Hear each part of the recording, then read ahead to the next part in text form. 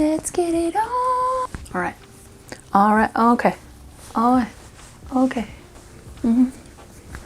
Hey guys, what's up? Thank you so much for joining me today. This is Philosophy.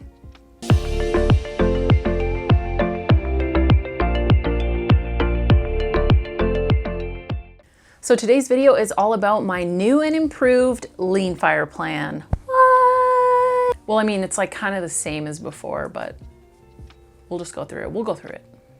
So just as a disclaimer to this, I live in Canada, so we do have a thing called CPP, which is the Canadian Pension Plan, as well as OAS, which is Old Age Security. These are payments that are going to come into effect when I'm between 65 and 70, and I am not including those numbers in my figures today.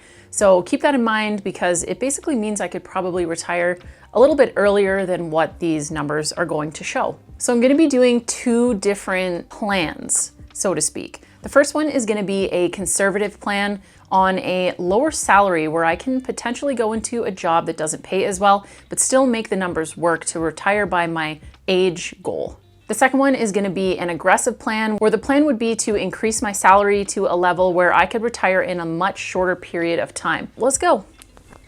Ah, mamma mia.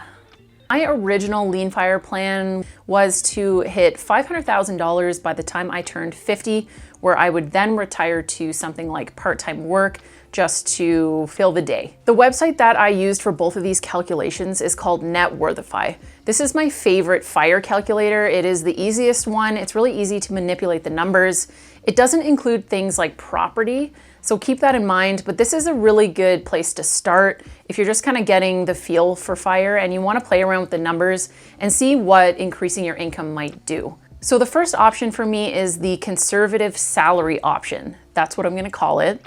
This is where I would be making $40,000 take-home pay, which equated to about $60,000 to $65,000 before taxes. So making $65,000 or so a year before taxes would mean that I could probably go into a line of work that is a little bit newer to me and build up to that amount and then kind of hit that ceiling and just coast from there. This is a really good option for me because I do want to explore different fields, different careers, and try a few of these out without really hurting my possibility of retiring at an earlier age than traditional. With this conservative salary, my goal for my savings rate under that plan would be just about 38%. That would mean I would be spending $25,000 a year and saving $15,000. This also includes the portfolio that I currently have invested, which is worth about $58,000 at this time. I haven't included the money that I have in either of my properties because I'm not really sure what is going to happen with them. If I do end up selling the place that I live in now, I will probably buy another place, and then my second condo my mom lives in, and she will probably be there until she dies, really. So I have no plans on selling either property, potentially renting them out in the future, but I didn't include those figures just because I don't have plans to take that equity out anytime soon or really in retirement either. So with all of those figures in mind for the conservative salary option, it would take just over 19 years for me to hit the amount that I need to fire. And this means that I would be just under 50. I'd be 49 and a bit. And hey, I can roll with that. That's pretty good. It's nice to know going through those figures that I would be on track at a lower salary, considering that I do have a little bit in investments right now.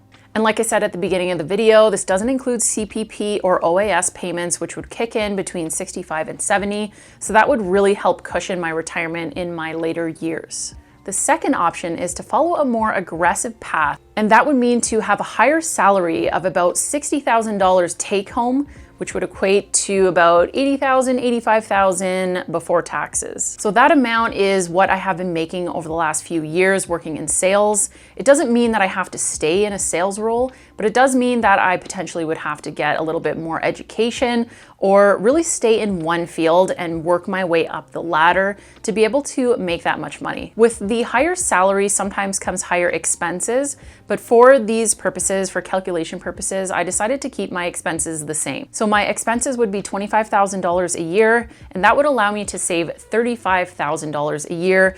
and that makes a saving percentage of about 58%. Of course, that also includes my $58,000 in my current portfolio value. So with all of those figures in mind, it would take about 11 and a half years for me to retire. That puts me at age 42 or so, which is, 8 years younger than my original goal. And I don't really know if I ever want to completely stop working. So I'm not as interested, I guess, in the aggressive path in building my salary to retire earlier, just because I have a feeling I'm going to want to be doing something for as long as I can. And I think I prefer the idea of just trying different avenues, trying different things. And of course, if I were to sell the properties that I own and go back to renting later in life, that could open up a lot of possibilities as well, and retiring a little bit earlier, or renting both properties out would allow me to have some passive income coming in that could help cover my expenses. Biggest thing is I really don't want to grind away at a job that I hate just to make more money so that I can retire sooner. That's never been my goal. I really want to find something half decent. Like if I could just like my job, that's the holy friggin' grail for me right now. I just want to find something I actually like that pays half decent. I am also really interested in building different revenue streams. Like I mentioned before, rentals are a great revenue stream. So is potentially something like YouTube. If it ever became an income stream, that would be awesome. Selling things secondhand or buying something, refurbishing it, and then reselling it. There are so many different options that you can have to have different kinds of income streams. And I would like to, in the next 5 to 10 years, start exploring a little bit more of those so that I can build my options outside of the working world. There's also this idea of taking mini retirements throughout your working career. This is when you take something like a 1 year, 2 year, 6 month, however long you want it to be, break, where you just go and do whatever you want. So you could go and travel for a year, you could pursue some creative pursuits, you could be at home with your children. I do like the idea of taking mini retirements throughout life because nothing's guaranteed. Your health isn't guaranteed, your life isn't guaranteed. If you are just waiting until the day that you retire to chase some of these dreams and to do some of these things, it's not guaranteed and something might happen, and God forbid that you decided to not really pursue your wants and desires outside of work because of that. I think the idea of taking these little breaks in between can be really, really beneficial, especially in your younger years, when having a little bit of a gap in your resume is not a huge deal. I feel like I fall somewhere in between the conservative and the aggressive lean fire path. I just want more flexibility. I don't want to be tied down to one specific job or one specific career.